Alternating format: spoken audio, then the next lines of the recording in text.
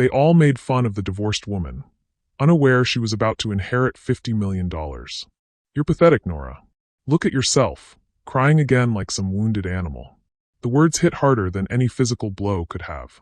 Nora Harrington stood in the marble foyer of what had been her home for 15 years, watching her husband Damen pace before her like a predator circling wounded prey. His Armani suit, the one she'd helped him pick out for their anniversary just 2 years ago, now felt like armor he wore against her. 23 years, she whispered, her voice barely audible above the tick of the grandfather clock she'd inherited from her mother. 23 years of marriage, and this is how. 23 years of dead weight. Damien's laugh was sharp, cruel. Do you know what my colleagues call you? The anchor. The thing dragging me down while I'm trying to build something meaningful. Behind him, a younger woman emerged from the living room, all glossy blonde hair and predatory smile.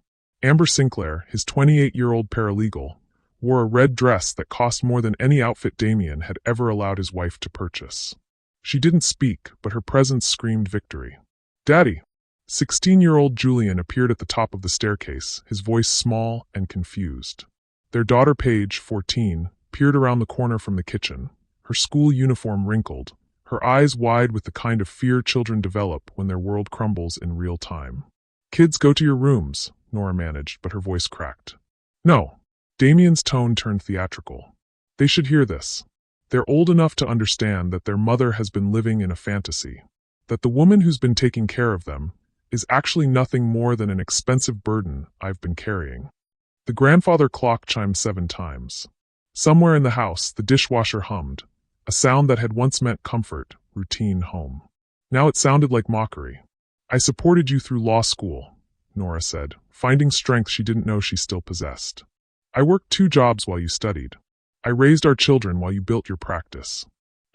You did what any decent wife should do, he cut her off. And now that I don't need you anymore, you want credit for basic obligations? Amber stepped forward, her heels clicking against the marble. Damen, we should go. The reservation. In a minute, darling. He turned back to Nora with the expression he usually reserved for opposing counsel, cold, calculating, designed to destroy. Tomorrow, my attorney will serve you with divorce papers. I'm offering you one chance to make this easy on yourself and the kids. Sign everything without contest, and I'll make sure you get a small settlement. Enough to rent a studio apartment somewhere, appropriate. The word appropriate dripped with condescension. Nora could see exactly what he meant, some rundown place across town, far from their social circle, far from the life they'd built together. And if I don't, then I'll make sure everyone knows exactly what kind of woman you really are. Lazy. Dependent. A parasite who's never contributed anything meaningful to society. His smile was razor-thin. I have documentation of your spending habits. Your complete lack of marketable skills. Your emotional instability. Remember last year's breakdown after your father died? That's all on record with Dr. Peterson. The room spun slightly. Nora gripped the doorframe, feeling like she might collapse. You wouldn't. Watch me. He moved toward the door, Amber clinging to his arm like she'd already won a prize. Oh, and Nora? Pack light. This house has too many memories for my future wife. The front door slammed with a finality that echoed through every room of the house she'd spent 15 years turning into a home.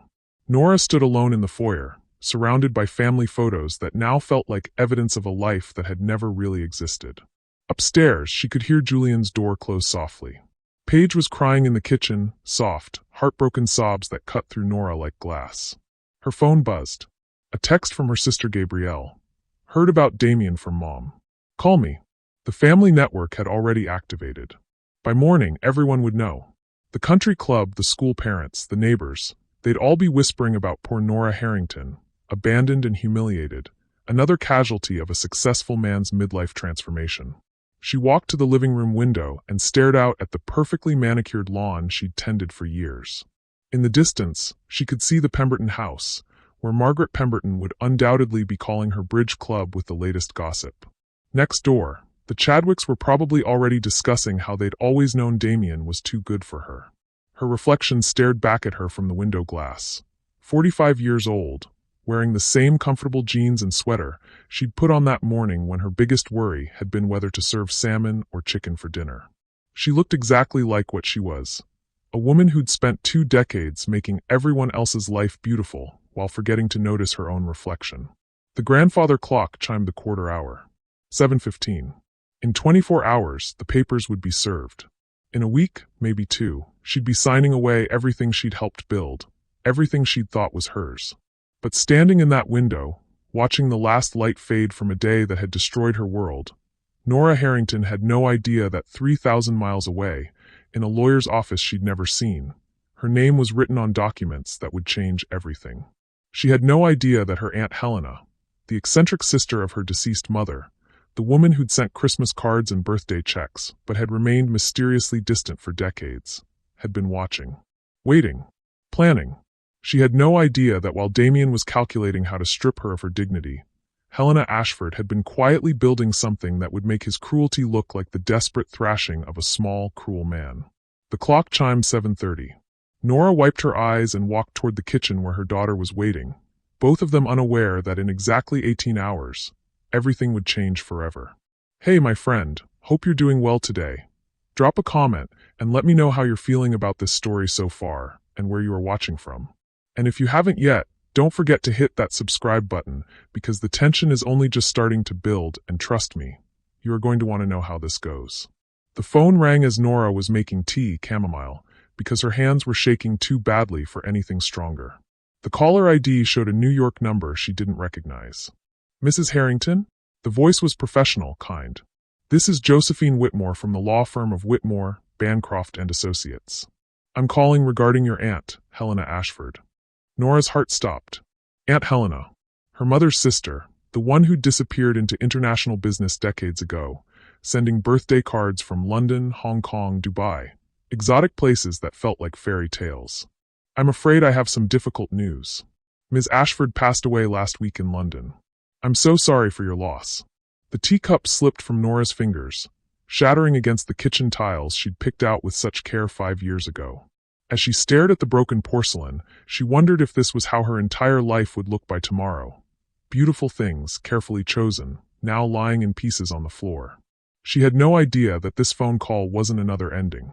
It was the beginning of the most extraordinary comeback story anyone in their small town had ever witnessed.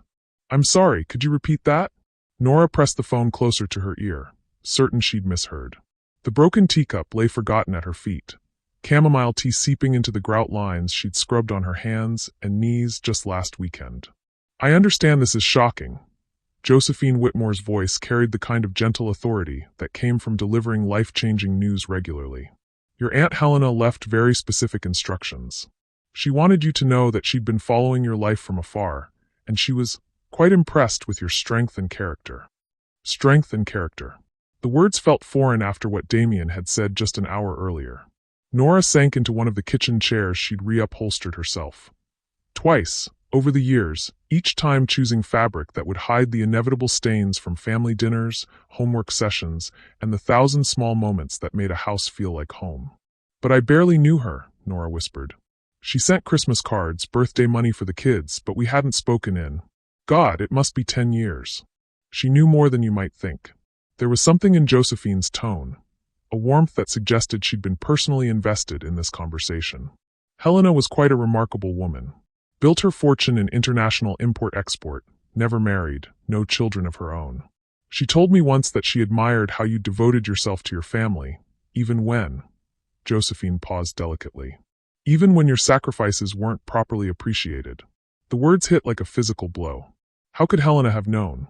Nora thought of all those years she'd downplayed Damien's increasing coldness in Christmas cards, had written cheerful updates about the children's achievements while carefully omitting how alone she'd felt in her own marriage. Mrs. Harrington, I need to schedule a meeting with you. There are significant matters to discuss regarding Helena's estate.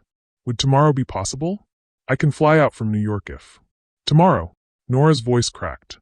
Tomorrow I'm supposed to receive divorce papers. The silence stretched long enough that Nora wondered if the call had dropped. Finally, Josephine spoke, and her voice had shifted into something sharper, more protective. I see. Well, then I think it's even more important that we meet as soon as possible. Mrs. Harrington, I want you to understand something. Whatever challenges you're facing right now, they're about to change dramatically. Before Nora could ask what that meant, footsteps thundered down the stairs. Julian appeared in the kitchen doorway, his 16-year-old frame filling out in ways that reminded her painfully of Damen at that age. Tall, angular, with the kind of unconscious confidence that came from never having been truly hurt by the world. "Mom." His voice was smaller than his size suggested. "Are you okay?" I heard something break. Nora looked at her son, really looked at him. When had he gotten so tall? When had his voice deepened so completely? She'd been so focused on managing Damien's moods, on keeping the family running smoothly, that she'd somehow missed watching her children grow into almost adults. "I'm fine, sweetheart. Just clumsy." She gestured vaguely at the broken cup. "Could you get Paige? We need to talk." As Julian retreated upstairs, Nora turned back to the phone. "Ms. Whitmore, Call me Josephine, please. And Mrs. Harrington? Whatever your husband has told you about your future, whatever threats he's made, I need you to remember that people can only diminish your worth if you let them. Your aunt understood that better than most." 20 minutes later, Nora sat at her kitchen table with both children, studying their faces as they processed what little she could tell them about the impending divorce. Julian's jaw had that stubborn set she recognized from her own mirror. The look of someone preparing to fight a battle they weren't sure they could win. Paige's eyes were red-rimmed but fierce, like she was calculating how to hold her world together through sheer determination. "Where will we live?" Paige asked, practical as always. At 14, she'd inherited Nora's instinct for managing crisis through logistics. "I don't know yet, baby. But we'll figure it out together." "What about school?" Julian's voice carried the weight of a teenager who was suddenly being forced to think like an adult. "I'm supposed to graduate next year. College applications. We'll handle it." Nora reached across the table to squeeze his hand. "I promise you, both of you, whatever happens, I will make sure you have everything you need." The words felt hollow even as she said them. How could she promise anything when she had no money, no job skills that would pay enough to maintain even a fraction of their current life? She'd been out of the workforce for nearly 2 decades. Her degree in English literature felt as useful as a paper umbrella in a hurricane. The front door slammed open with enough force to rattle the windows. Damien's voice carried through the house, accompanied by the sharp click of Amber's heels on hardwood. "Nora, where are the contracts for the Morrison account? I need them for tomorrow's meeting." He walked into the kitchen like he still owned it, which, legally, he did. His suit was different now, more expensive, and he wore it like armor.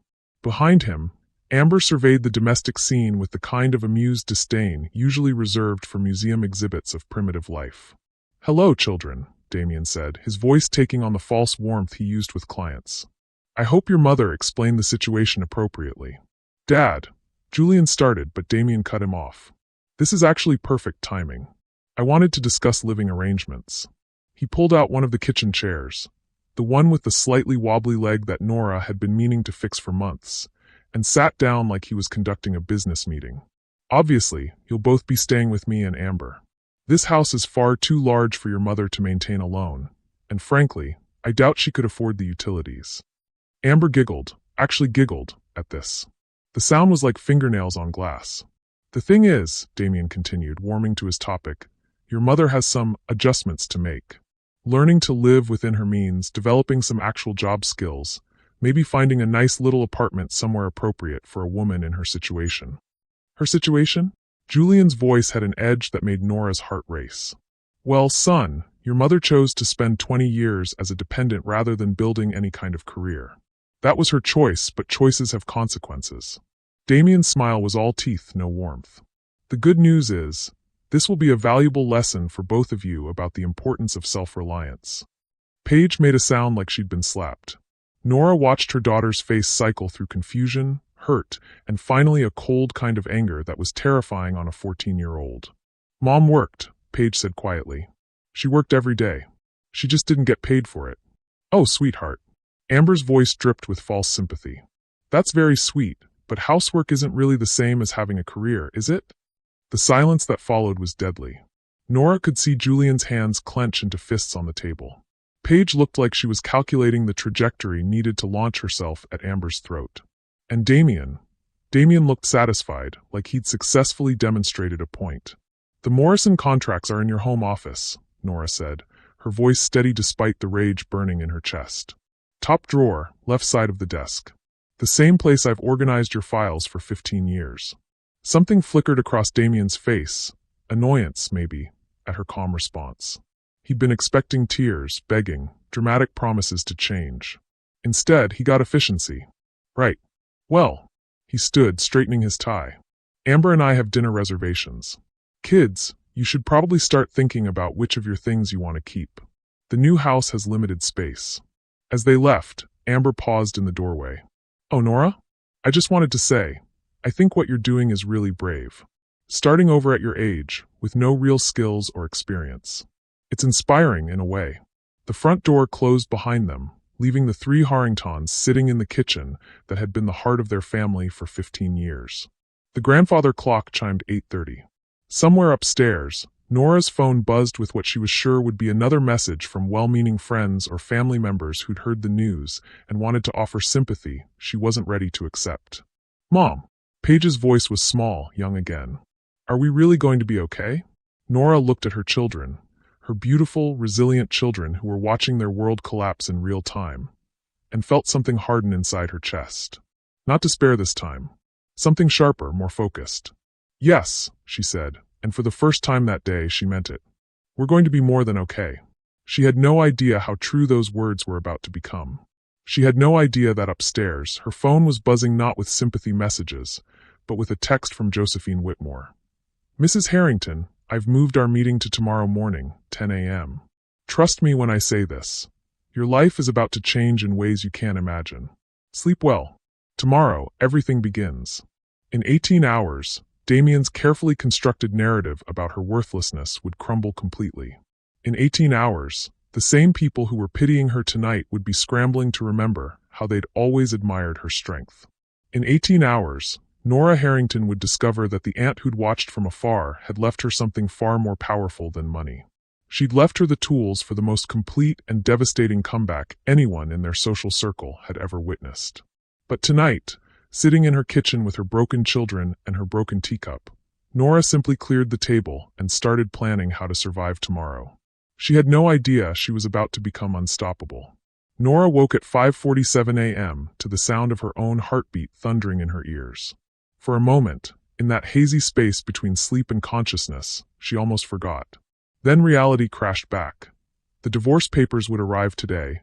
Josephine Whitmore was flying in from New York, and somehow she had to find the strength to face both. She padded downstairs in her robe, the same terry cloth one she'd bought at Target 3 years ago because it was practical and comfortable rather than beautiful. The kitchen still smelled faintly of chamomile from the broken teacup, now swept up and deposited in the trash like the remnants of her old life. Coffee. She needed coffee before she could think about anything else. The doorbell rang at exactly 9:15 a.m. Through the frosted glass, Nora could see a tall figure in what looked like an expensive coat. She opened the door to find a woman in her 50s with silver-streaked auburn hair, wearing a navy suit that probably cost more than Nora's monthly grocery budget. But her eyes were kind, and when she smiled, it transformed her entire face. Mrs. Harrington? I'm Josephine Whitmore. You flew all the way from New York? Helena was very specific about how this needed to be handled. Josephine's voice carried the same warm authority from the phone call. May I come in? We have quite a lot to discuss. They settled in the living room, the same room where Nora had hosted book club meetings, children's birthday parties, and countless family gatherings over the years. Josephine placed a leather briefcase on the coffee table and studied Nora with the kind of attention usually reserved for valuable artwork. Before we begin, I need to ask you something, and I want you to answer honestly. What did your Aunt Helena mean to you? Nora blinked, caught off guard. Honestly? She was almost like a myth. Mom's mysterious sister who traveled the world, who sent beautiful postcards from places I'd never heard of. She remembered every birthday, every holiday, but she felt more like a fairy godmother than a real person. Josephine's smile was sad and knowing. She would have loved that description. A fairy godmother. She opened the briefcase and pulled out a thick manila folder. Helena Ashford was worth approximately $52 million when she died. The number hung in the air like a bomb waiting to explode. Nora stared at Josephine, certain she'd misheard. 52 million?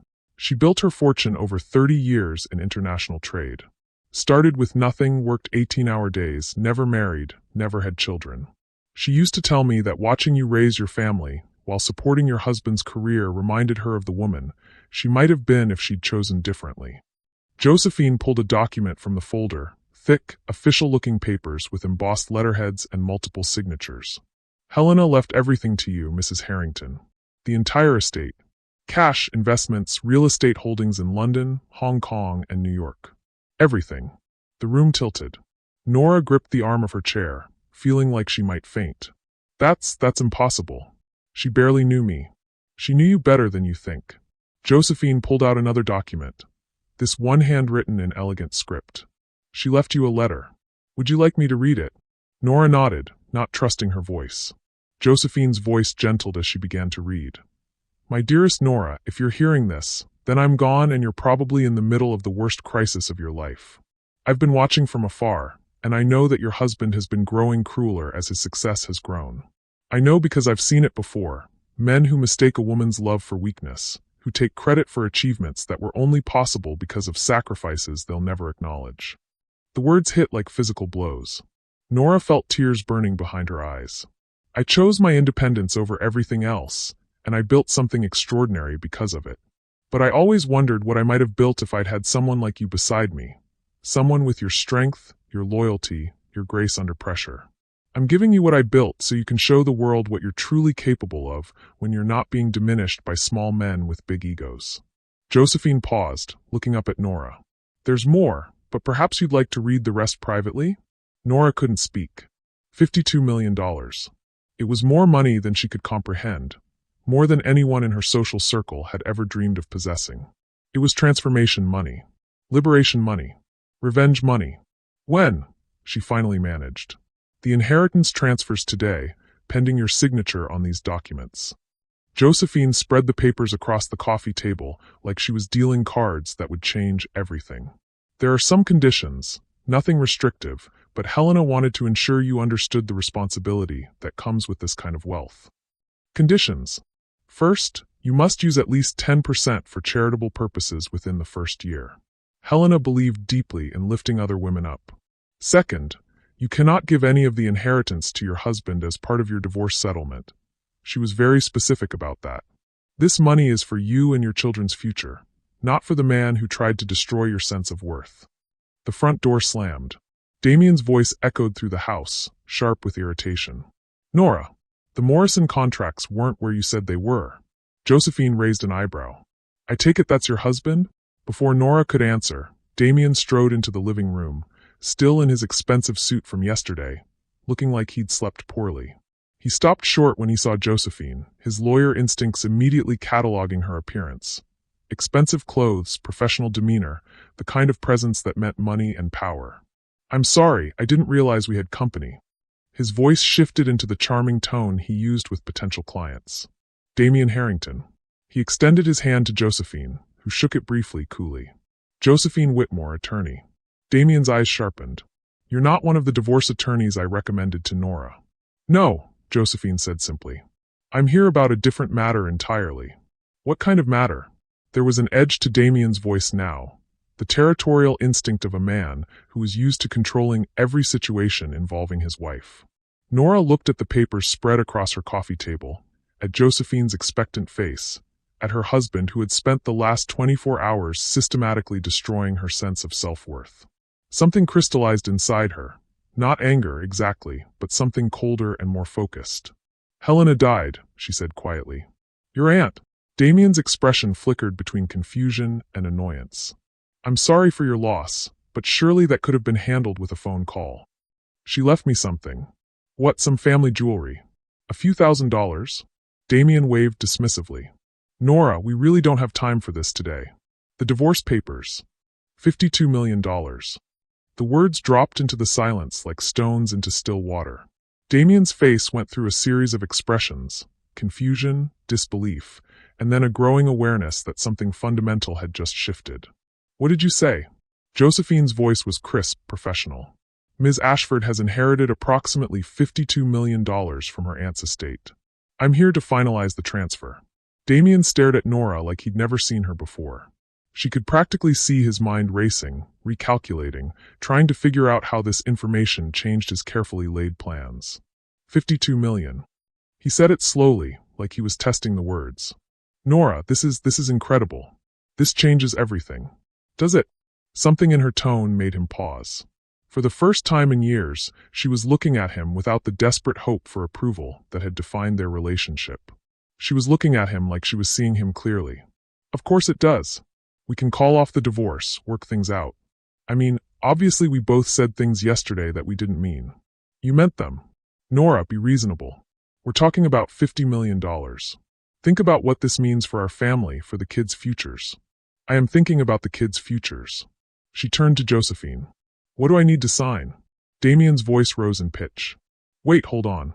Nora, you can't make major financial decisions without consulting me. I'm still your husband, and legally. Legally, Josephine interrupted smoothly. Mrs. Harrington is under no obligation to consult anyone about her inheritance. This money belongs to her alone. But we're married. Community property. The inheritance is specifically excluded from community property by both state law and the terms of the will. Josephine's voice had taken on the steel edge that came from years of dealing with men like Damen. Mr. Harrington, I think you should know that your wife's aunt left very specific instructions about protecting this inheritance from unfortunate influences. The implication was clear. Damien's face flushed red. Are you suggesting that I would somehow take advantage of my own wife? I'm not suggesting anything. I'm stating facts as outlined in the will. Nora watched her husband of 23 years realize that the woman he'd been systematically undermining for months had just become one of the wealthiest people in their state. She watched him try to recalibrate his entire approach, scrambling to find a way back into her good graces. Nora, sweetheart. His voice had gone soft, pleading, the tone he'd used when they were dating, when he'd needed her to believe in his potential. I know yesterday was difficult, but you have to understand the pressure I've been under. Building the practice, trying to provide for our family. Sometimes I say things I don't mean. She looked at him, really looked at him, and saw what she'd somehow missed before. The calculating expression.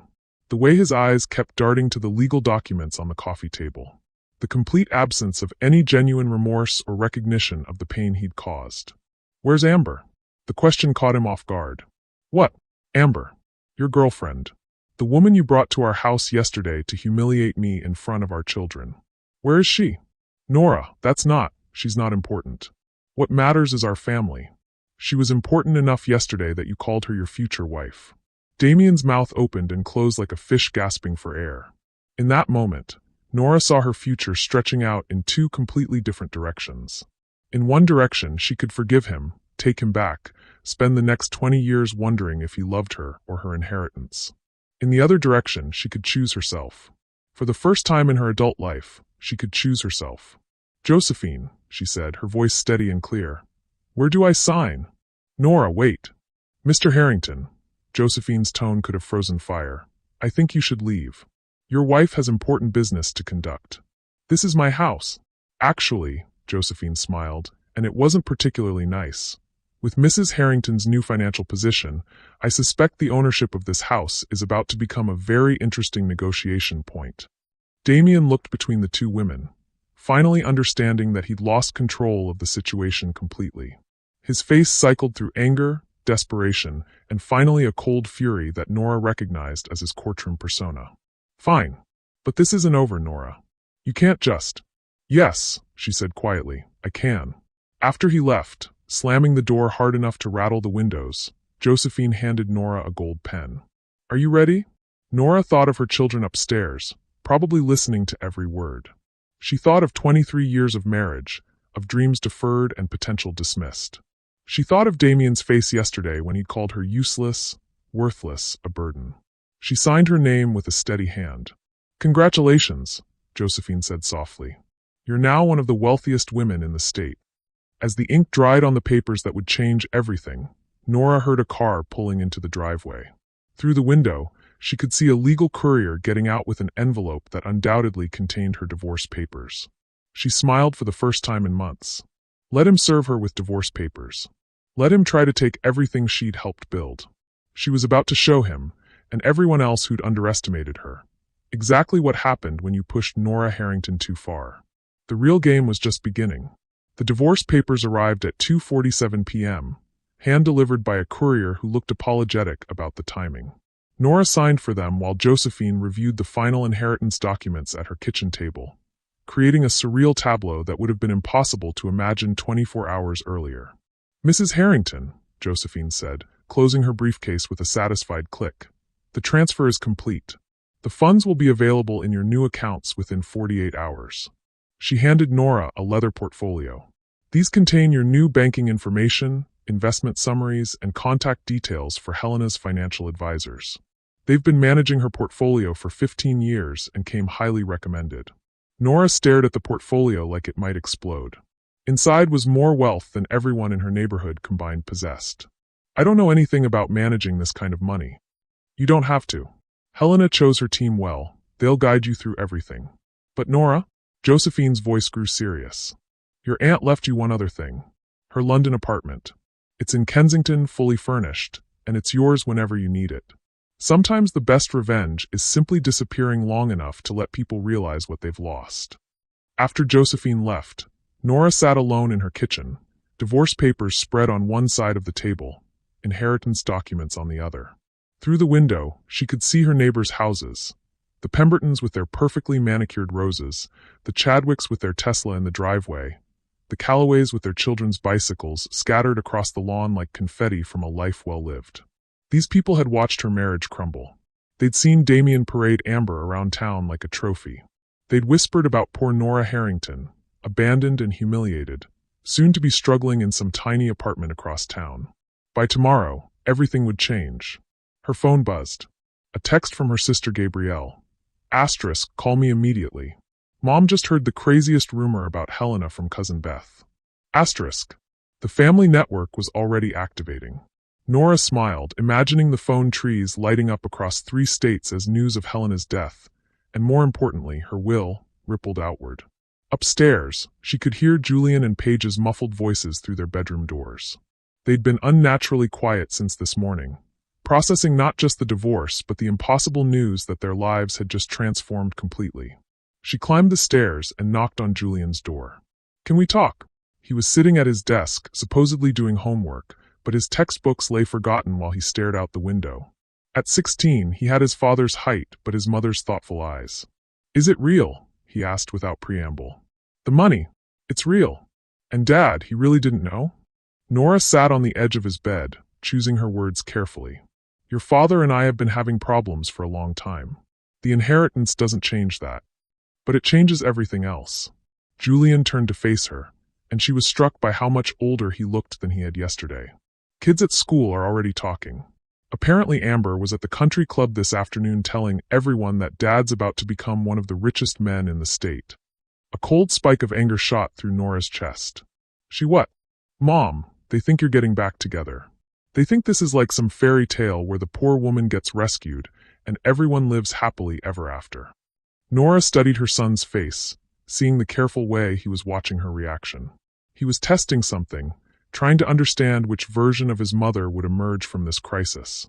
What do you think should happen? She asked. I think, Julian said slowly, that Dad spent yesterday telling us you were worthless. And today he thinks you're worth $52 million. That math doesn't work. Pride swelled in her chest. Pride at raising a son who could see through manipulation so clearly. What about Paige? How is she handling this? She's scared. She keeps asking if this means we don't have to choose between you and Dad. Julian's voice dropped. I told her maybe some choices are already made. Before Nora could respond, the front door slammed with enough force to shake the house. Damien's voice boomed from downstairs, accompanied by what sounded like several other people. Nora, we need to talk. Julian's eyes widened. Sounds like he brought backup. They made their way downstairs to find Damen in the living room with 3 other people. His law partner Bradley Sinclair, Amber's father, Nora realized with a sick jolt, his accountant Marcus Davenport, and to Nora's complete shock, Father Gregory from their church. Gentlemen, Damen was saying, obviously this inheritance changes the entire landscape of the divorce proceedings. We need to move quickly to ensure. He stopped talking when he saw Nora and Julian on the stairs. His smile was the practiced one he used in court when he was about to destroy someone's credibility. Nora, darling, I've asked Bradley and Marcus to join us because we need to discuss the legal and financial implications of this windfall. And Father Gregory is here because, well, marriage is sacred. We owe it to God and our children to explore every possibility for reconciliation. Father Gregory stepped forward, his kind face creased with concern. Nora, my dear, Damien tells me you've been blessed with an extraordinary inheritance. Sometimes God tests us with abundance to see if we can choose forgiveness over anger. The manipulation was so smooth, so expertly orchestrated, that Nora felt a moment of unwilling admiration for her husband's tactical mind. Bring in the financial experts to make the money seem overwhelming, too complex for her to handle alone. Bring in the religious authority to frame reconciliation as a moral imperative. Appeal to her traditional values and her fear of making the wrong choice. "Father," she said quietly, "what does the Bible say about a man who publicly humiliates his wife and children?" "Well, none of us are perfect, my dear. What does it say about a man who commits adultery and then blames his wife for his actions?" Father Gregory's face flushed. "Nora, perhaps we should speak privately. What does it say about a man who threatens to destroy his wife's reputation if she doesn't surrender everything she's worked for?" The room fell silent. Bradley Sinclair cleared his throat, clearly uncomfortable with the turn the conversation had taken. Marcus Davenport studied his shoes with intense concentration. Damien stepped forward, his voice taking on the gentle, reasonable tone that had convinced juries for 20 years. "Nora, I know I said some things yesterday that hurt you. I was under enormous stress with the Morrison case, and I took it out on you unfairly. But this inheritance, it's a sign. A chance for us to start over, to build something incredible together." "Together?" Nora's voice was soft, dangerous. "Like we built your law practice together? While I worked 2 jobs to pay for your school, took care of our home, raised our children, managed your social calendar, typed your papers, and smiled at your colleagues' wives while they ignored me because I wasn't important enough to matter." "You mattered," Damien said quickly. "You've always mattered. Yesterday I was useless. A dead weight. Too plain to make it on my own." She looked around the room at the assembled men, all of whom were suddenly fascinated by the carpet. "Today I'm the mother of your children and the love of your life." "What changed, Damien?" "Nora, $52 million. That's what changed." Bradley Sinclair finally spoke, his voice carrying the authority of a senior partner addressing a difficult client. "Mrs. Harrington, with respect, emotions are running high right now. But we're talking about generational wealth here. The kind of money that could secure your children's futures, fund charities, make a real difference in the world. Surely that's worth reconsidering some. Relationship difficulties." "Relationship difficulties." Nora repeated the phrase like she was tasting something bitter. "Is that what we're calling adultery and emotional abuse now?" "Now see here," Bradley began, but Nora cut him off.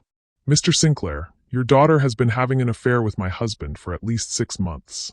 Yesterday, she stood in my kitchen and told my children that housework wasn't the same as having a real career. Are you here as Damien's partner, or as Amber's father hoping to secure her future?" The question hit like a physical blow. Bradley's face went red, then white. That's hardly my daughter's personal life. Is about to become very public if she continues telling people at the country club that she's engaged to a man who's still married to me." Damien stepped between them, his lawyer instincts finally kicking in. "Nora, let's not make this more complicated than it needs to be. Bradley is here as my partner, nothing more. And whatever is happening between Amber and me is over," Nora said simply. "Because you're getting divorced." "The hell I am." The words exploded out of him with such venom that everyone in the room stepped back. Father Gregory actually crossed himself. For a moment, the mask slipped completely, and everyone could see the cold rage underneath Damien's charming exterior. "I mean," he said quickly, trying to recover, "we have children to think about. A family to preserve. 23 years of marriage. 23 years of me making your life possible while you grew to despise me for it." Nora moved toward the front door.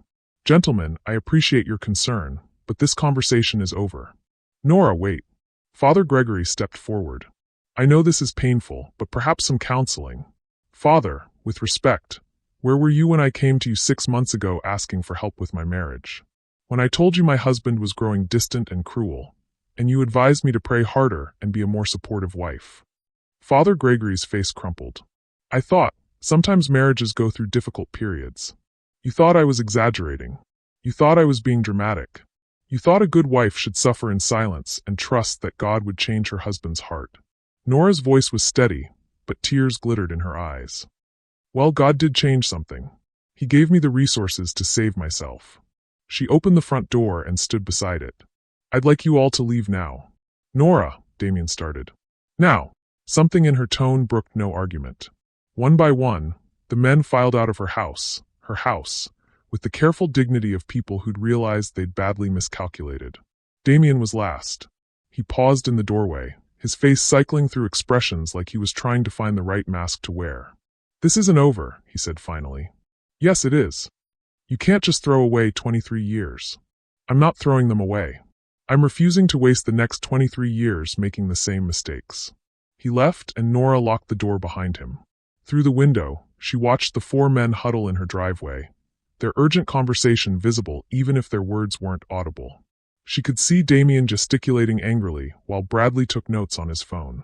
Marcus kept shaking his head, and Father Gregory looked like he was praying. Upstairs, Julian and Paige appeared at the top of the stairs, having listened to every word. "Mom." Paige's voice was small. "Are you okay?" Nora looked at her children.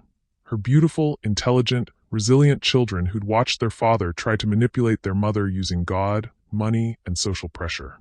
They'd seen him fail completely. "I'm more than okay," she said, and realized it was true. "I'm free." Her phone buzzed with a text from an unknown number. Asterisk, Mrs. Harrington, this is Amber Sinclair. "We need to talk. There are things about your husband you don't know. Meet me at Cafe Luna tomorrow at 2 p.m. Come alone." Asterisk. Nora stared at the message, feeling the first stirrings of a smile. The game was getting more interesting by the hour. Outside, she could see Damen pacing in the driveway, his phone pressed to his ear. Even through the window, his desperation was visible. Let him scramble. Let him panic. Let him finally understand what it felt like to have no control over his own fate. The woman he'd spent months systematically destroying was about to show him exactly how dangerous it was to underestimate Nora Harrington. And she was just getting started.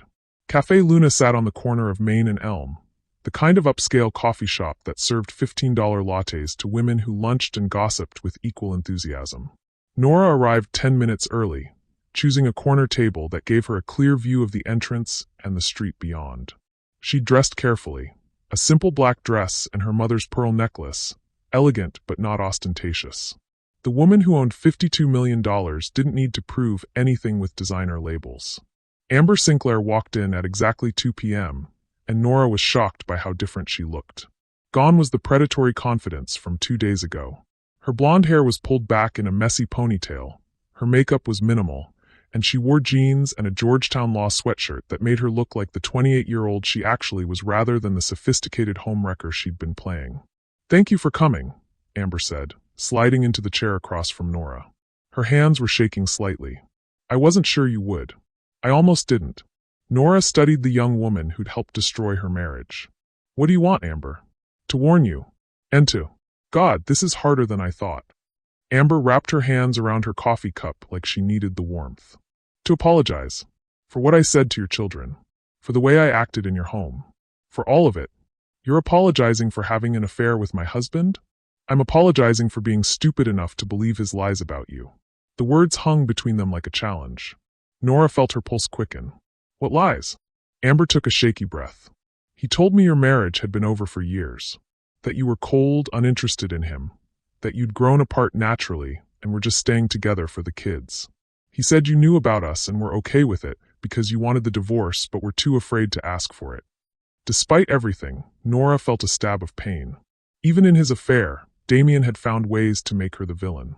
"But that wasn't true, was it?" Amber continued. "You had no idea. And your marriage wasn't dead, he was killing it. Slowly. Deliberately. How do you know?" Amber pulled out her phone and placed it on the table between them. "Because I found these." She opened her voice memo app and hit play. Damien's voice filled the small space between them, and Nora's blood ran cold. "The key is to make her feel worthless gradually. If you do it all at once, she might fight back or leave. But if you chip away at her confidence over months, over years, she'll start to believe she deserves the treatment. She'll become grateful for any scraps of affection." Another voice, male, unfamiliar. "And she never suspected?" "Nora? God, no. She's too trusting, too desperate to believe the best in people. I could probably tell her I was having lunch with the Pope, and she'd believe me. The perfect wife, right up until she becomes inconvenient." Laughter. Cold, calculating laughter. Nora's hands clenched involuntarily. "When was this recorded?" 3 weeks ago. At Morrison's bachelor party. Amber's voice was barely above a whisper. I was there with some of the other girlfriends. I was in the bathroom and heard them talking in the hallway. I recorded it because... She paused, looking ashamed. Because I was jealous. I thought he was talking about getting back together with you, and I wanted evidence to confront him with. Who was he talking to? Bradley. My father. Amber's voice broke slightly. They've been planning this divorce for months. Not just the legal strategy, the psychological destruction. Making sure you'd be too broken to fight for anything substantial in the settlement. The cafe suddenly felt too small, too warm. Nora gripped the edge of the table, trying to process what she was hearing. There's more, Amber said quietly. She scrolled through her phone and hit play again. The inheritance thing is actually perfect timing. If we play this right, I might be able to get community property rights to at least half of it. The key is to make her think reconciliation is possible while my attorney files for emergency spousal support based on the new assets. What if she refuses? Then we destroy her reputation. I have documentation of her mental health issues. The sessions with Dr. Peterson after her mother died, the prescription antidepressants, the whole breakdown narrative.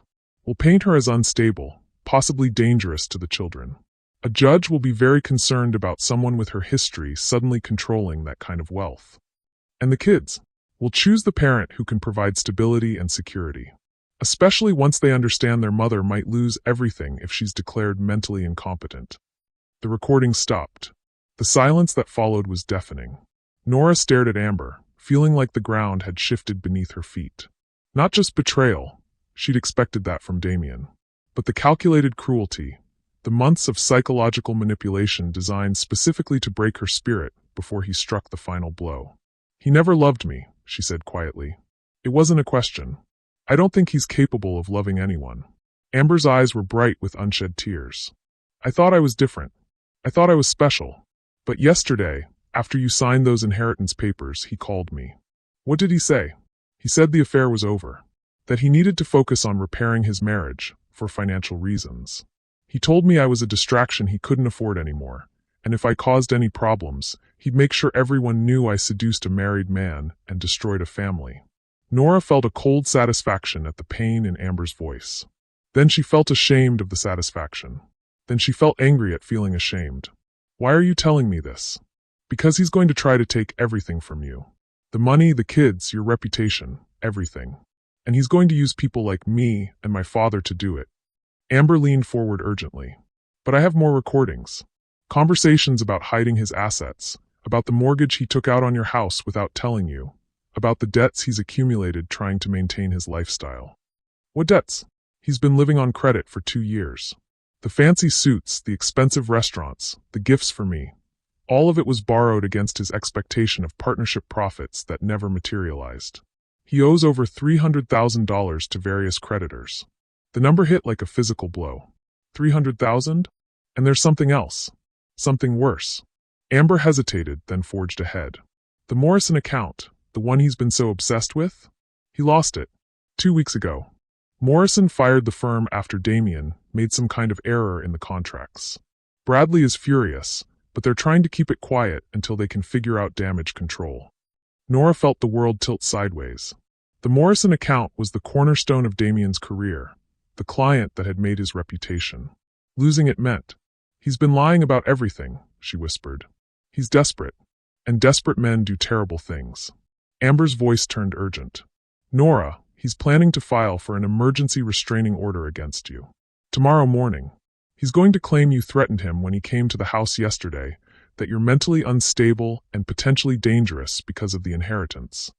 That's insane. No judge would believe. He has witnesses. Bradley, Marcus, even Father Gregory. They'll all testify that you were emotionally volatile and made threatening statements. By the time you can respond legally, he'll have temporary custody of the kids and control of your assets, pending a psychological evaluation. The pieces clicked together with horrifying clarity.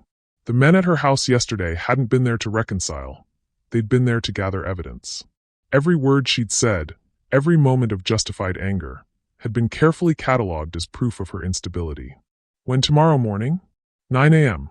Emergency hearing at the courthouse. Amber pulled a manila envelope from her purse. But I can stop it. All the recordings are in here, plus copies of his financial records that I borrowed from my father's office. Evidence of the debts, the lies, the manipulation. Everything. Nora stared at the envelope like it contained explosives. Why would you help me? After everything. Because I'm 28 years old, and I almost helped destroy a family because a man told me I was special. Tears finally spilled down Amber's cheeks. Because your kids don't deserve to lose their mother to their father's greed. And because when he threw me away yesterday like I was nothing, I realized that's exactly what he'll do to you once he gets what he wants. What do you want in return? Nothing. I'm leaving town tonight. I have a job offer in Seattle, and I'm taking it. But Nora. Amber reached across the table and briefly touched her hand. Don't just defend yourself. Destroy him. Because if you give him any chance to recover from this, he'll come back stronger and meaner than before. After Amber left, Nora sat alone in the cafe with the envelope in front of her. Inside was enough evidence to not only defeat Damien's legal maneuvering, but to potentially destroy his career and reputation completely. Her phone buzzed. A text from Julian. Dad's here. Says he's taking me and Paige to dinner to discuss our future. We don't want to go. Can you pick us up? Another text, this one from an unknown number. Mrs. Harrington, this is Dr. Peterson's office. Your husband scheduled an emergency evaluation session for you tomorrow at 8 a.m. Please confirm your availability. The trap was closing. In less than 18 hours, Damien would try to have her declared mentally incompetent, take custody of her children, and claim control of her inheritance. He'd been planning this for months, carefully laying the groundwork to destroy everything she cared about. But he'd made one crucial mistake. He'd underestimated the woman he'd spent 23 years trying to break. Nora stood up, clutched the envelope to her chest, and walked out of the cafe with the determined stride of a woman who'd finally stopped running from a fight. By tomorrow morning, Damien Harrington would understand exactly what happened when you declared war on someone who'd just inherited the resources to wage it properly. The real battle was about to begin. And this time, she wasn't just fighting for herself. She was fighting for her children's future, her own dignity, and every other woman who'd ever been told she was worthless by a man who needed her to believe it.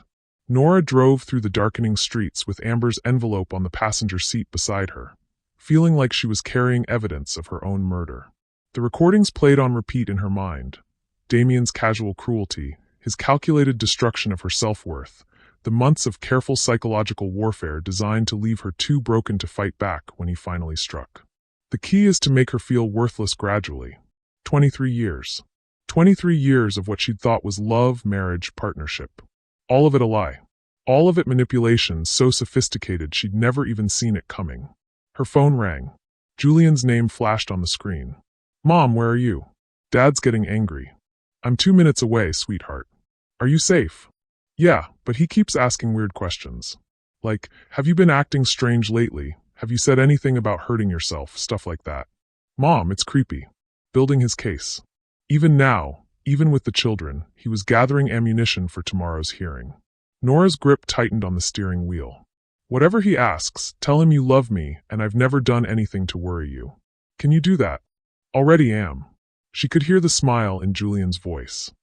Page 2. We're not stupid, Mom. She pulled into the driveway of Marcello's, the expensive Italian restaurant where Damien was undoubtedly performing his concerned father routine. Through the window, she could see him at a corner table with Julian and Paige, gesturing earnestly while they sat with their arms crossed, matching expressions of teenage skepticism. The hostess tried to stop her. Excuse me, do you have a reservation? But Nora walked past her like she owned the place. Which, she reflected with dark humor, she could probably afford to buy now. Your mother has been under enormous stress, Damien was saying as she approached. Sometimes when people inherit large sums of money unexpectedly, it can trigger psychological episodes. Dad, stop. Paige's voice was sharp with disgust. Just stop. I'm trying to help you understand. Understand what? That you're a liar? Julian's voice carried across the restaurant, drawing stares from nearby tables. That you brought your girlfriend to our house to humiliate Mom, and now you want us to pretend she's crazy? Damien's face flushed red. Son, you don't understand the complexities. I understand that 2 days ago you called Mom worthless, and today you think she's worth $52 million. Julian stood up, his 16-year-old frame towering over his father. Come on, Paige. Mom's here. They walked past Damien without looking back, gathering their coats with the dignity of people who'd made an irrevocable choice. Nora felt a fierce pride watching them choose her over the easier path their father represented. "Kids, wait." Damen started to follow, but stopped when he saw Nora's expression. "Sit down," she said quietly. Something in her tone made him freeze. The other diners were watching now, sensing drama unfolding. Damen glanced around, his lawyer instincts warring with his need to maintain control. "Nora, we should discuss this privately. I know about tomorrow morning." His face went perfectly still. In that moment, she saw him realize that something had gone wrong with his carefully laid plans. "I don't know what you think." 9 a.m. Emergency hearing. Restraining order based on testimony from your witnesses about my emotional volatility. She sat down across from him, placing her purse on the table. Followed by emergency custody and a psychological evaluation that will conveniently find me incompetent to manage my inheritance. The color drained from Damien's face. "Who told you? Does it matter?" Around them, the restaurant had gone quiet. The other diners weren't even pretending not to listen anymore. This was better than reality TV. A real-life marriage imploding in public, with $50 million at stake. "Nora, listen to me very carefully." Damien's voice dropped to a whisper. "You are making a mistake that will cost you everything. Your children, your money, your freedom, everything. I have documentation of your mental health issues. I have witnesses who will testify that you've become unstable and potentially dangerous. If you fight me on this, I will destroy you so completely that..." "That what?" She leaned forward, matching his whisper. "You'll take away my children? Make me feel worthless? Isolate me from everyone I care about? Tell me I'm nothing without you." His mouth opened and closed soundlessly. "Because you already did all of that, Damen. For years. The only difference is now I know it was intentional." She stood up, looking down at the man she'd loved for over half her adult life. He seemed smaller somehow, diminished by his own desperation. "See you in court tomorrow." As she walked away, she heard him call after her.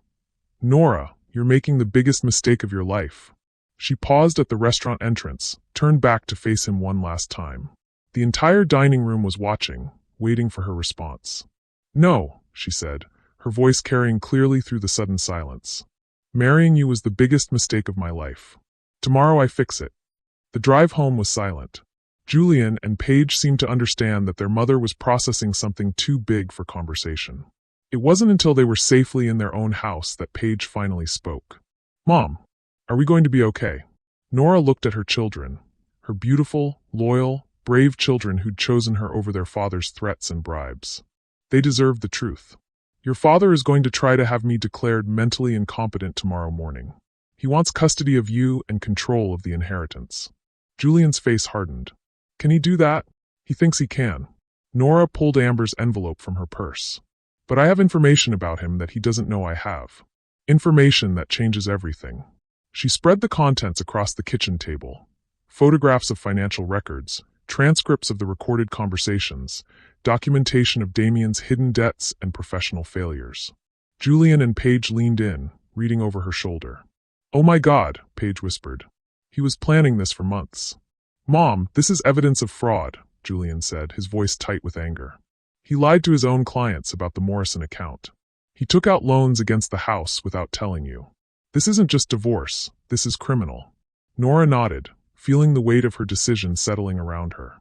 She could take this evidence to her own attorney, fight the restraining order, protect herself and her children. That would be the safe, rational choice. Or she could do what Amber had suggested. She could destroy him completely. Her phone rang. The caller ID showed her sister's number. "Gabrielle?" "Nora, thank God. I've been calling all evening." Her sister's voice was tight with worry. "There are rumors flying everywhere. Someone saying Damen is having you committed tomorrow morning, that he's claiming you've had a mental breakdown over the inheritance. How did you never mind? It doesn't matter. It matters because half the family believes him. Mom's beside herself, convinced you're going to lose the kids. Cousin Beth is already planning to take them in temporarily when you're hospitalized." The family network that had once seemed so protective now felt like a prison. People who'd known her for decades were willing to believe she'd lost her mind simply because her husband said so. "Gabrielle, I need you to listen to me very carefully. Tomorrow morning, everything is going to change. The man I married, he doesn't exist. He never existed. The person I've been living with for 23 years is a stranger who's been systematically destroying my sense of reality so he could control me. Nora, you're scaring me. Good. Be scared. Because what I'm about to do is going to be terrifying. She hung up and turned to face her children, who were still reading through the evidence of their father's betrayal. I need you both to understand something. After tomorrow, your father is not going to be the same man you've known. I'm not just going to defend myself. I'm going to make sure he can never hurt another family the way he's hurt ours. What are you going to do? Paige asked. I'm going to give him exactly what he's been trying to give me. Nora's voice was steady cold. Nothing. She picked up her phone and scrolled through her contacts until she found the number Josephine had given her. The attorney Helena had trusted with $52 million worth of legal business. Mrs. Whitmore? It's Nora Harrington. I know it's late, but I have an emergency situation. Yes, I'll pay triple your usual rate. Tomorrow at 9 a.m. No, I don't want to just defend. I want to destroy. After she hung up, the kitchen fell silent except for the tick of the grandfather clock. The same clock that had marked time through 23 years of marriage, 2 children's births, countless family dinners, and thousands of small moments that had seemed meaningful at the time. Now it was counting down to war. Mom! Julian's voice was quiet. What if we lose? Nora looked at her son, so much like his father in appearance, but with her heart, her loyalty, her capacity for love. Then she looked at Paige, brilliant and fierce, and already showing signs of the woman she'd become. Then we'll lose together as a family. But Julian, we're not going to lose. She picked up one of the recorded conversations and held it up to the light. Because your father made one crucial mistake. He forgot that the woman he was trying to destroy is the same woman who helped him become everything he is. I know his weaknesses, his fears, his secrets. I know exactly where to hit him to make it count. The grandfather clock chimed midnight. In 9 hours, Damen Harrington would walk into a courtroom expecting to complete his wife's destruction. Instead, he was about to discover what happened when you declared war on a woman who'd just inherited the resources to fight back. And more importantly, the will to use them. Judge Patricia Thornton's courtroom was packed by 8:45 a.m. Word had spread through their small town's social network like wildfire. Damen Harrington was seeking an emergency restraining order against his wife, claiming the $50 million inheritance had triggered a psychological breakdown that made her dangerous to herself and her children. Nora sat in the back row, watching the courthouse fill with familiar faces. Margaret Pemberton from the country club, whispering urgently to Dr. Franklin from their family practice. Several of Damien's law colleagues, their expressions carefully neutral, but their presence speaking volumes. Even Father Gregory had come, his kind face creased with concern. They were all here to witness her destruction. Josephine Whitmore settled into the seat beside her, carrying a briefcase that looked expensive enough to buy a small house. Are you ready for this? I've been ready for 23 years. I just didn't know it yet. At exactly 9 a.m., Judge Thornton entered the courtroom. She was a small woman with steel gray hair and the kind of sharp eyes that came from decades of seeing through legal manipulation. Nora felt a spark of hope. Patricia Thornton had a reputation for cutting through nonsense to find the truth. Your Honor, Damien's attorney began, we're here seeking emergency relief for a family in crisis. Mrs. Harrington has recently inherited a substantial sum of money, and the psychological pressure has triggered what we believe to be a severe mental health episode. Nora watched her husband as his lawyer spoke. Damen sat at the plaintiff's table wearing his most expensive suit, his face arranged in an expression of concerned grief. To anyone who didn't know better, he looked like a devoted husband trying to save his wife from herself. We have testimony from multiple witnesses, the attorney continued, including medical professionals, religious counsel, and family friends, all documenting Mrs. Harrington's increasingly erratic behavior, threats of violence, and complete disconnection from reality regarding her marriage and family situation. Judge Thornton's eyes flicked to Nora. Mrs. Harrington, do you have representation? Josephine stood, her voice carrying the authority of someone who'd argued cases in federal court. Your Honor, Josephine Whitmore representing Mrs. Harrington. We're prepared to demonstrate that this emergency petition is not only without merit, but represents a calculated attempt at financial abuse and parental alienation. A murmur rippled through the courtroom. Damien's face tightened almost imperceptibly. Mr. Peterson, Judge Thornton addressed Damien's attorney, call your first witness. Dr. Peterson, Nora's former therapist, took the stand with obvious reluctance. He looked like a man who'd been cornered into testifying against his better judgment. "Doctor, you treated Mrs. Harrington following her mother's death last year, correct?" "I did. And would you describe her mental state during that time?" "She was grieving. It's a normal response to loss. But she required medication for depression and anxiety?" "Mild antidepressants, yes." "Again, completely normal for someone processing grief." "Doctor, in your professional opinion, would a sudden windfall of $50 million be likely to trigger psychological instability in someone with Mrs. Harrington's documented mental health issues?" Dr. Peterson looked directly at Nora, his expression apologetic. "Any major life change can be stressful. But Mrs. Harrington was never mentally unstable. She was a woman dealing with loss in a healthy way." Damien's attorney pressed harder. "But you prescribed psychiatric medication." "I prescribed the same medication I'd give to anyone dealing with normal grief. Nothing in my treatment of Mrs. Harrington suggests she's incapable of managing her affairs or poses any danger to herself or others." The attorney's face flushed with frustration. This wasn't going according to plan. Father Gregory was called next, and Nora watched him struggle with his testimony. He spoke haltingly about her emotional outburst during their meeting, but when pressed for specifics, he admitted she'd simply refused to accept blame for her husband's infidelity. "Father, when you visited the Harrington home, did Mrs. Harrington make any threats?" She was angry. "Understandably so. What specifically did she say that concerned you?" Father Gregory looked miserable. "She told us to leave her house. She was firm but not threatening. If anything, she showed remarkable composure under the circumstances." One by one, Damien's witnesses failed to deliver the testimony he needed. Bradley Sinclair tried to paint Nora as emotionally volatile. But under Josephine's cross-examination, he was forced to admit that her anger had been directed at her husband's public humiliation of her, not at random targets. Marcus Davenport, the accountant, testified that sudden wealth could be overwhelming for someone without financial experience, but he couldn't point to any specific behavior that suggested instability. Judge Thornton's expression grew increasingly skeptical. "Mr. Peterson, is this the extent of your evidence?" "Your Honor, we believe the pattern of behavior speaks for itself." "What pattern?" "I've heard testimony about a woman who was angry at her husband's infidelity, firm with unwanted visitors in her home, and appropriately grieving her mother's death." "Where exactly is the mental health crisis?" Damien's attorney looked panicked. "Your Honor, if we could have a brief recess." "No. Mrs. Whitmore, do you wish to present any evidence?" Josephine smiled, and it wasn't entirely pleasant. "Yes, Your Honor. Quite a bit, actually." She opened her briefcase and pulled out a small digital recorder.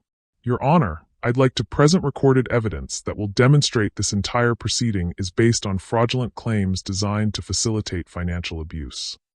The courtroom went dead silent. Nora could see Damien's face drain of color. "Objection, Your Honor. We have no evidence of the authenticity of any recordings." "I'll allow it," Judge Thornton said crisply. "But I'll need proper foundation." Josephine called her first witness, Amber Sinclair. The young woman walked to the witness stand with her shoulders straight and her head high. She dressed conservatively in a navy suit, her blonde hair pulled back severely, and she looked every inch the competent legal professional she was. "Miss Sinclair, what is your relationship to the plaintiff?" "I was having an affair with Damien Harrington for approximately 6 months." Another ripple of shocked murmurs. In the gallery, Nora could see Margaret Pemberton's mouth fall open. "And how did that affair begin?" "Mr. Harrington told me his marriage was over, that he and his wife had grown apart naturally and were essentially separated. He said she knew about our relationship and was fine with it because she wanted out but was too afraid to ask for a divorce." "Was any of that true?" "No, none of it."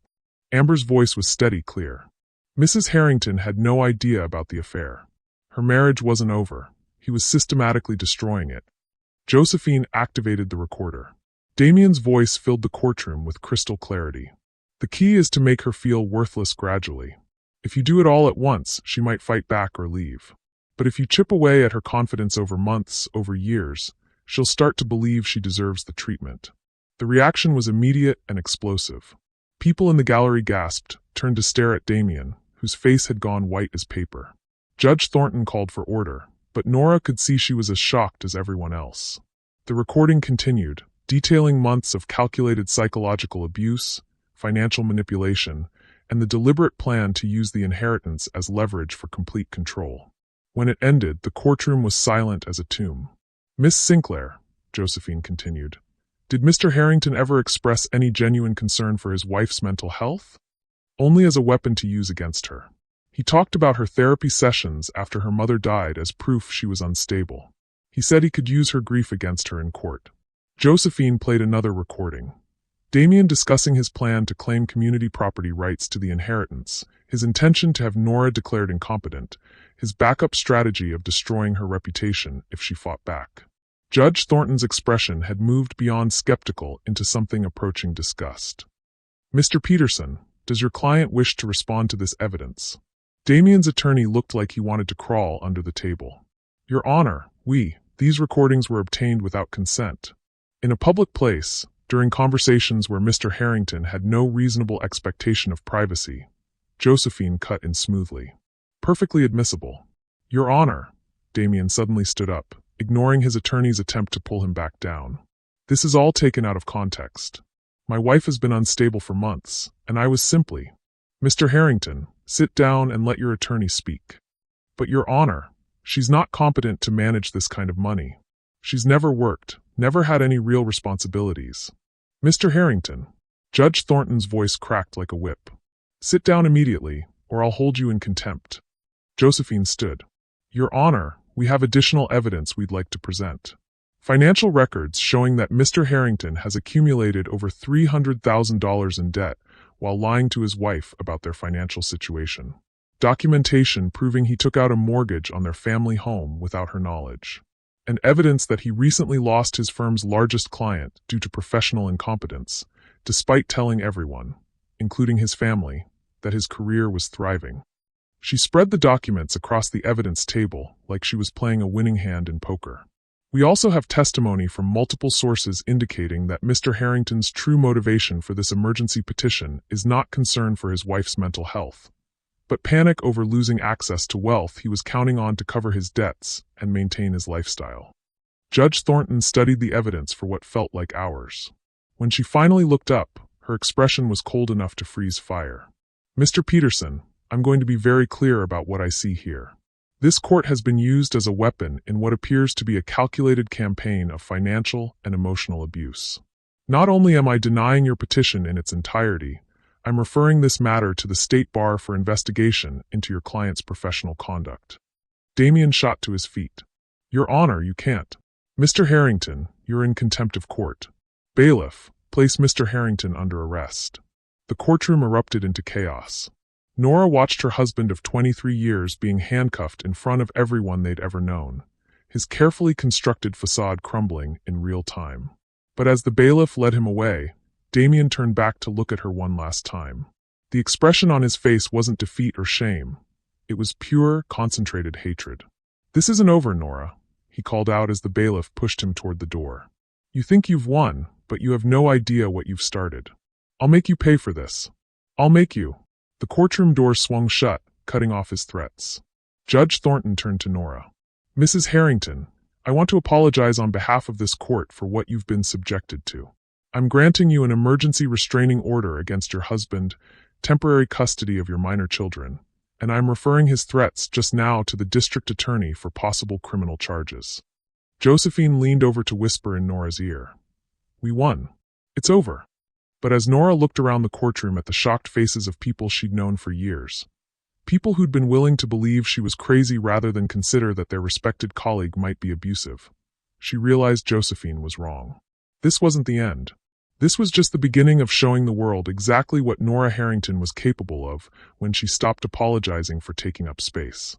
The news spread through town faster than wildfire in August. By noon, everyone knew that Damen Harrington, respected attorney, pillar of the community, devoted family man, had been arrested in open court after his elaborate scheme to steal his wife's inheritance had been exposed with devastating precision. Nora sat in her kitchen, still wearing the navy dress she'd chosen for court, watching her phone light up with calls and texts she wasn't ready to answer. Through the window, she could see cars slowing down as they passed her house, neighbors craning their necks to get a glimpse of the woman who'd just become the most talked-about person in 3 counties. Julian burst through the front door at 12:15, still wearing his school clothes, but with the wild-eyed expression of someone who'd just witnessed a miracle. "Mom! Oh my God, Mom!" He swept her up in a hug that lifted her feet off the ground. "Everyone's talking about it. Dad got arrested. In court. In front of everyone." Paige appeared moments later, her face glowing with fierce pride. "The whole school is buzzing. Mrs. Patterson pulled me out of chemistry class to ask if I was okay, and when I told her I was better than okay, she started crying. Apparently, she went through something similar with her first husband. How are you both handling this?" Nora searched their faces for signs of trauma, guilt, the complex emotions that came with watching a parent's public destruction. "Mom," Julian said seriously, "we've been watching Dad destroy you for years. Watching you destroy him back? It was the most beautiful thing I've ever seen." Before Nora could respond, the doorbell rang. Through the frosted glass, she could see multiple figures on her porch. She opened the door to find Margaret Pemberton, Dr. Franklin, and 3 other women from the country club standing there with expressions ranging from shame to admiration to desperate curiosity. "Nora," Margaret began, her voice trembling slightly, "we came to apologize. And to see if you're all right." "I'm fine, Margaret. Better than fine." "We had no idea," Dr. Franklin said quickly, "about what Damen was doing to you. The psychological manipulation, the financial abuse. If we'd known, would you have believed me?" The question was gentle but pointed. "If I'd come to you 6 months ago and told you that my successful, charming husband was systematically destroying my self-worth to make me easier to control, would you have believed me?" The women exchanged uncomfortable glances. Margaret finally spoke. "I want to say yes, but, honestly, probably not. Damen seemed so devoted to you, so concerned about your well-being." "He was concerned," Nora said quietly. "Concerned that I might develop enough confidence to leave him before he was ready to discard me." "My God," whispered Felicity Chadwick, Margaret's closest friend. "How long was this going on?" "Years. Maybe from the beginning. I'm still figuring out what was real and what was manipulation." Nora stepped aside, gesturing for them to come in. "But I'm done being ashamed of being fooled by someone I loved. The shame belongs to him, not to me." They settled in her living room. The same room where she'd hosted book club meetings, charity planning sessions, countless social gatherings over the years. But now the power dynamics had shifted completely. These women weren't here as her social equals, offering pity or condescension. They were here as supplicants, seeking forgiveness from someone who'd revealed herself to be far stronger than any of them had imagined. "Nora," Margaret said carefully, "there's something else. About the country club, about how people have been talking. I know what people have been saying. That I was the weak one. That I drove Damen away. That I was lucky he stayed with me as long as he did." Uncomfortable silence filled the room. "The thing is," Felicity added quietly, "some of us recognized things. Looking back now, the way he'd interrupt you at parties. How he'd roll his eyes when you were talking, like you were embarrassing him. The way he'd joke about your appearance or your intelligence in front of other people. But we told ourselves it was just marriage," Margaret continued, her voice thick with guilt. "That all couples had their dynamics. We didn't want to see what was really happening because it would have meant admitting that someone we respected and trusted was a monster," Dr. Franklin finished quietly. "The man we've been socializing with for decades, whose legal advice we've trusted, who we've held up as an example of success, he's a monster." The doorbell rang again. This time it was Josephine Whitmore, carrying a bottle of champagne and wearing an expression of satisfied victory. "Ladies," she said, nodding to the assembled women before turning to Nora. "I thought you might want to know, Damen's been released on bail, but his law license has been suspended pending a full investigation. Bradley Sinclair has already distanced himself from the firm, and word is that several former clients are considering malpractice suits." She popped the champagne cork with a satisfying sound. "But that's not the best news." "What's the best news? The Morrison account? The one Damen lost but kept lying about? They heard what happened in court today. They want to meet with you." Nora blinked. "With me? Why? Because Helena Ashford's import-export business? It was one of Morrison Industries' major suppliers for 15 years. They knew your aunt, respected her business acumen tremendously. When they heard that her heir had just demonstrated the kind of strategic thinking it takes to outmaneuver a skilled attorney in public court, Josephine's smile was predatory. They're interested in discussing a consulting arrangement." The room fell silent. Margaret Pemberton's mouth actually fell open. They want to offer me a job? They want to offer you a partnership. Morrison Industries is expanding into international markets, and they need someone with connections to Helena's network. Someone who understands both business strategy and reading people's true motivations. Josephine poured champagne into coffee mugs. Apparently, your performance today convinced them you have both skills in abundance. Nora stared at the champagne, watching bubbles rise to the surface like tiny celebrations. 6 hours ago, she'd been facing the destruction of her life, the loss of her children, and financial ruin. Now she was being offered a career that would utilize skills she hadn't even known she possessed. There's more, Josephine continued. Helena's financial advisors want to meet with you next week. Turns out your aunt had been planning this for years. Not just the inheritance, but preparing a complete support network for when you finally needed it. She left detailed instructions for how to help you transition from dependent wife to independent businesswoman. She knew, Nora whispered. She knew this would happen. Helena told me once that she'd watched too many intelligent women waste their potential being grateful for men who treated them badly. She said you reminded her of herself at your age, capable of extraordinary things if you just had the resources and confidence to try. Margaret stood up suddenly, her face flushed with emotion. Nora, I need to say something. We've known you for 15 years, and we always thought you were nice, sweet, a good wife and mother, but not particularly formidable. The other women nodded, looking embarrassed but determined to be honest. But watching you today, Margaret continued, the way you planned that courtroom strategy, the way you systematically destroyed every lie Damen tried to tell about you, the way you turned his own weapons against him. We realized we never knew who you really were. Neither did I, Nora admitted. I spent so long being who Damen needed me to be that I forgot I was anyone else. Dr. Franklin leaned forward. What happens now? With Damen, I mean. He's not the kind of man who accepts defeat gracefully. As if summoned by her words, Nora's phone buzzed with a text from an unknown number. Enjoy your victory while it lasts. You think you've won, but you have no idea what I'm capable of when you take everything from me. This is far from over. D. Josephine glanced at the message and immediately pulled out her own phone. I'm forwarding this to the district attorney. He's violating the restraining order by contacting you, and that's a direct threat. He's right though, Nora said quietly. This is far from over. He's going to spend every remaining resource he is trying to destroy me. He'll appeal the custody decision, challenge the restraining order, spread lies about my mental health to anyone who'll listen. Let him, Josephine said firmly. Because here's what Damen doesn't understand.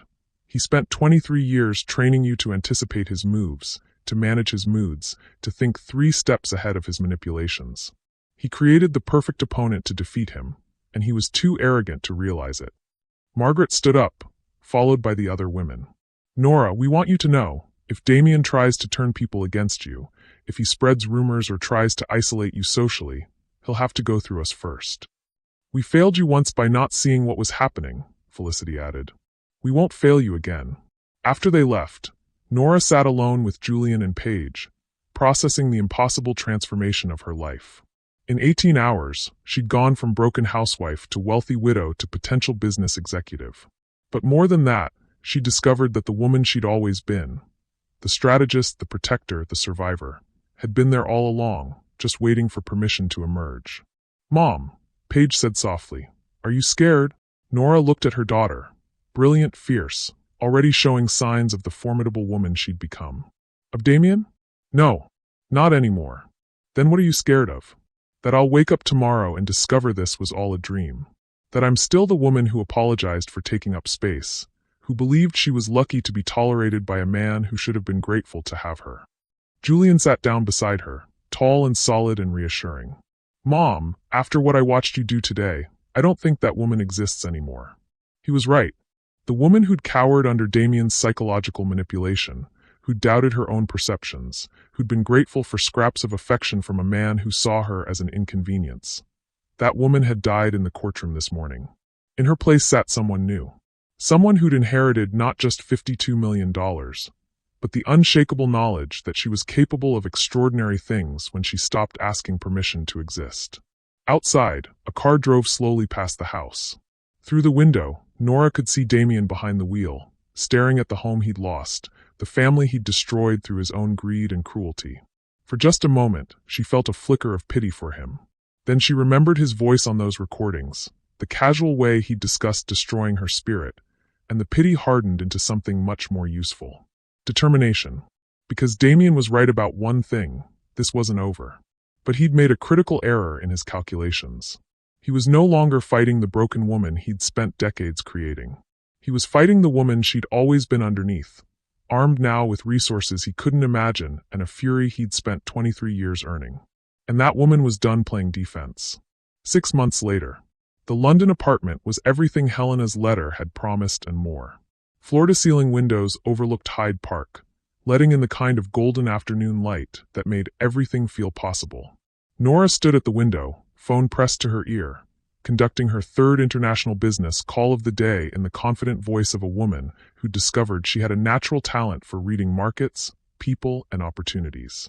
Mr. Chen, I understand your concerns about the Singapore expansion, but my analysis suggests we're looking at an 18-month ROI if we move now, versus 36 months if we wait for the market to stabilize. Julian appeared in the doorway, holding 2 cups of tea and grinning. At 17, he'd grown into his height and confidence, the traumatized teenager replaced by a young man who'd learned that strength could grow from the most devastating circumstances. Morrison Industries again, he asked as she hung up. Shanghai office. They're expanding into 3 new markets, and apparently I've become their go-to consultant for international ventures. She accepted the tea gratefully. Helena's network is incredible. Every door she opened 30 years ago is still opening for me. Speaking of which, Julian pulled out his phone. You're trending on LinkedIn again. That article you wrote about recognizing financial abuse in professional relationships has over 50,000 shares. Nora shook her head, still amazed by how her story had resonated. The business world had embraced her not as a victim who'd gotten lucky, but as a strategic thinker who'd turned personal devastation into professional triumph. Speaking engagements, consulting contracts, board positions. Opportunities she'd never dreamed of were flowing in faster than she could evaluate them. Any word from Paige? She texted from Oxford an hour ago. Apparently her economics professor used your Morrison Industries turnaround as a case study in crisis management. Julian's pride was evident. She said half the class didn't believe one person could orchestrate that kind of corporate transformation until the professor showed them the financial reports. Nora smiled, thinking of her daughter thriving at university, brilliant and confident and utterly fearless in ways that would have terrified the woman she used to be.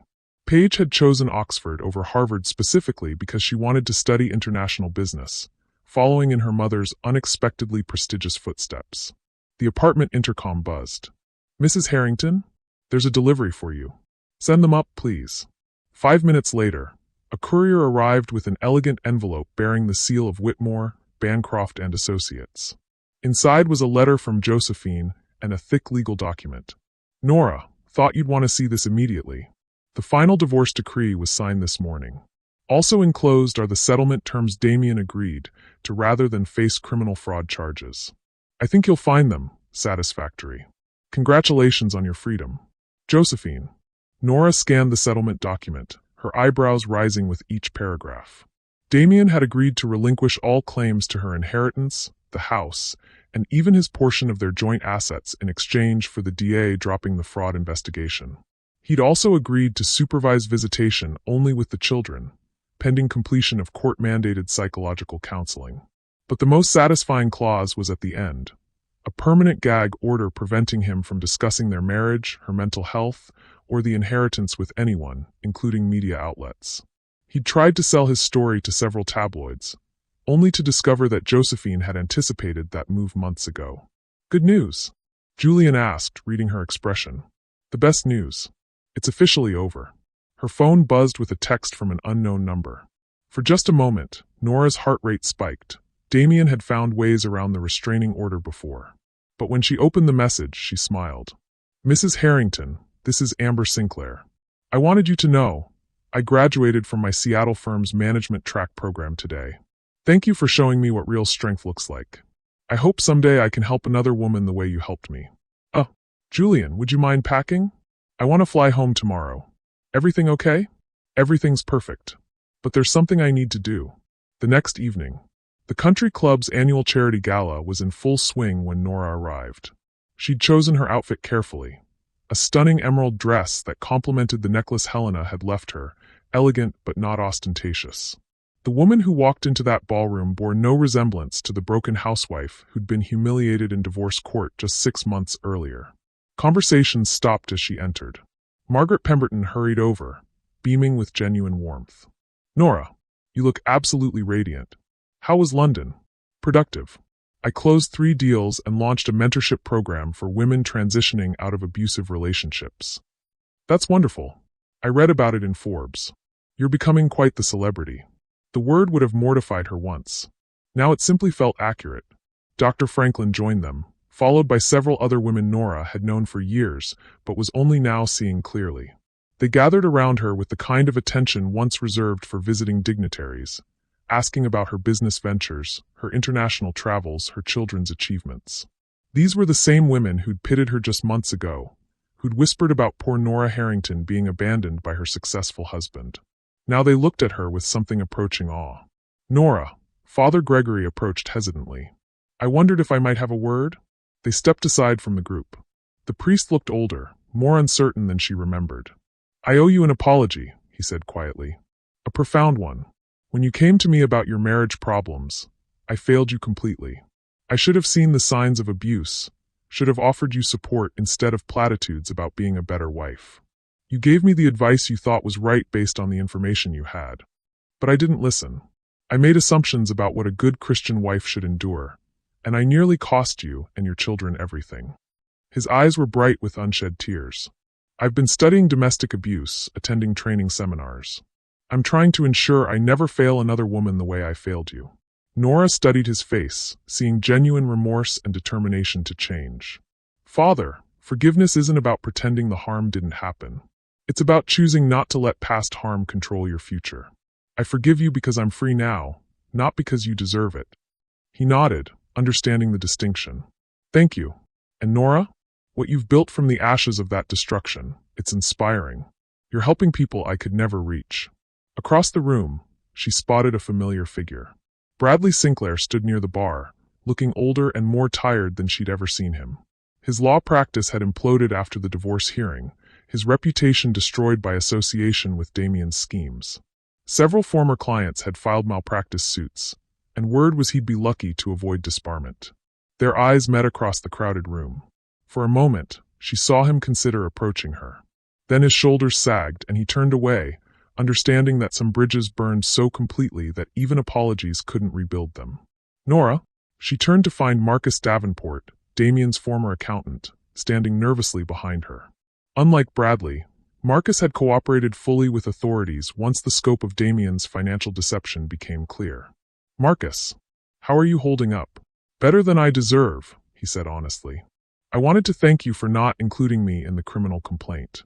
I know I should have seen the signs of his fraud sooner. You were his accountant, not his confessor. He lied to you too." "Still."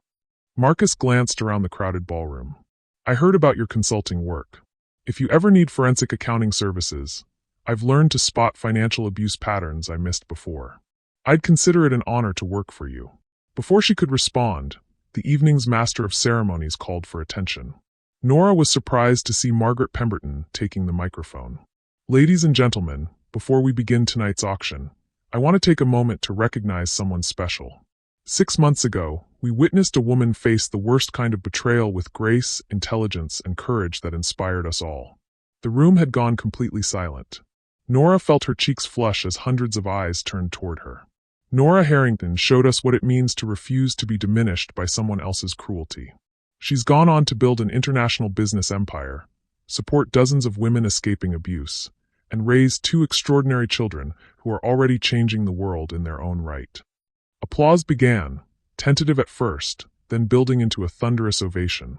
People were standing, smiling, looking at her with respect and admiration she'd never imagined possible. "But more than that," Margaret continued, "she's shown us that strength isn't about never falling down. It's about who you become when you decide to get back up." The applause continued, and Nora realized this wasn't pity or curiosity. This was genuine respect from a community that had watched her transform pain into power, betrayal into triumph, devastation into unprecedented success. As the formal program began, she stepped outside onto the terrace for air. The same terrace where she'd attended dozens of social events as Damien's wife, smiling and nodding and making small talk while slowly disappearing into the background of her own life. Her phone buzzed with a text from Paige. "Mom, just saw the video of your speech on Instagram. You're trending again. I'm so proud of you I can't even put it into words. You're not just my mother, you're my hero." Another text from Julian. "Dad called today. He wanted to know if you'd consider meeting with him. I told him the woman he destroyed doesn't exist anymore, and the woman who replaced her isn't interested in looking backward. Was that okay?" Nora smiled, typing back. That was perfect. She looked out over the town that had once felt like a prison, where she'd been trapped by her own fear and a man's calculated cruelty. Now it looked like what it had always been, just a place, with no power over her that she didn't choose to give it. Her phone rang. Josephine's name appeared on the screen. "Nora, I hope you're sitting down. I just got off the phone with the CEO of Ashford Industries. I've never heard of Helena's company, the one she built and sold before she died. Apparently she didn't sell all of it." Josephine's voice was electric with excitement. She retained a controlling interest and put it in a trust. A trust that activates if and when her heir demonstrates the strategic capability and personal strength necessary to honor the Ashford legacy. Nora's knees went weak. "What are you saying?" "I'm saying Helena left you more than money, Nora. She left you an empire. Ashford Industries is worth approximately $200 million, and it's yours. All of it." The number was so large it felt abstract, impossible. But more than the money was what it represented. Helena's final gift wasn't just wealth, but validation that the woman Nora had become was exactly who Helena had always believed she could be. "There's a board meeting next week in Hong Kong," Josephine continued. "They want to meet their new CEO of a company worth more than some small country's GDP. 6 months ago, she'd been grateful for a settlement that would have let her rent a modest apartment. Now she was being offered control of an international corporation. "Josephine, I don't know if I'm ready. You organized the complete legal and public destruction of a skilled attorney using evidence, strategy, and timing that would have impressed Machiavelli. You've turned Helena's existing business network into 3 new profit streams while launching a nonprofit that's already helping hundreds of women. You're absolutely ready." After hanging up, Nora stood alone on the terrace, processing the impossible trajectory of her life. In the space of 6 months, she'd gone from discarded wife to international businesswoman to CEO of a multimillion-dollar empire. But the most profound change wasn't external. It was the quiet certainty in her chest that she deserved every opportunity, every success, every moment of happiness that came her way. A year ago, she would have apologized for taking up space. Tonight, she was ready to take up as much space as the world would give her. Her phone buzzed with one final message, this one from an unknown international number. "Mrs. Harrington, this is Wei Chen from Morrison Industries' Shanghai office. We have a proposal that might interest you. What would you say to opening an Ashford Industries office in mainland China? Your new business partner." Nora laughed out loud, the sound carrying across the terrace and into the ballroom where people were still talking about her transformation. 6 months ago, she'd been nobody, a discarded housewife with no prospects and no hope. Tonight, she was Nora Harrington, CEO, international consultant, mentor to dozens of women finding their own strength, and mother to 2 children who saw her as a hero rather than a cautionary tale. Tomorrow, she would fly to Hong Kong to take control of an empire built by a woman who'd recognized her potential long before she'd recognized it herself. But tonight, she was exactly where she belonged, standing tall in the community that had once pitted her, surrounded by people who now looked at her with respect and admiration she'd spent a lifetime earning. The woman who'd been made fun of for being divorced, who'd been dismissed as worthless and disposable, had become everything her enemies had feared she might be if they didn't destroy her quickly enough. Powerful, unstoppable, free, and absolutely, completely victorious. Looking back at Nora's journey, what do you think was the exact moment she stopped being a victim and started becoming the woman who would ultimately triumph? Was it when she inherited the money, when she heard those recordings, or was it something much earlier that we almost missed? Drop your thoughts in the comments below. I'm genuinely curious which moment resonated most with you. And if you haven't already, hit that subscribe button because every story I tell is designed to help you recognize the strength you didn't know you had.